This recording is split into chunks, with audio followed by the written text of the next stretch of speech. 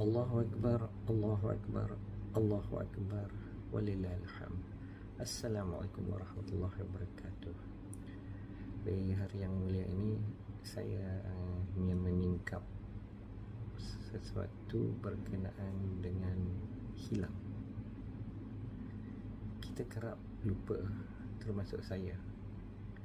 Bila kita hilang, kita ingat tu hilang lah. Yelah, hilang. Tapi sebenarnya hilang tu adalah jumpa. Ya, macam mana hilang tu jumpa? Sebab bila kita hilang sesuatu, sebenarnya kita jumpa nikmat. Kita jumpa nikmat benda yang kita hilang tu. Kita jumpa nikmat yang kita tak pernah nampak dan kita tak pernah rasa apabila kita ada benda yang hilang. Jadi bila kita hilang sesuatu, ucapkanlah Alhamdulillah, saya redha, Alhamdulillah.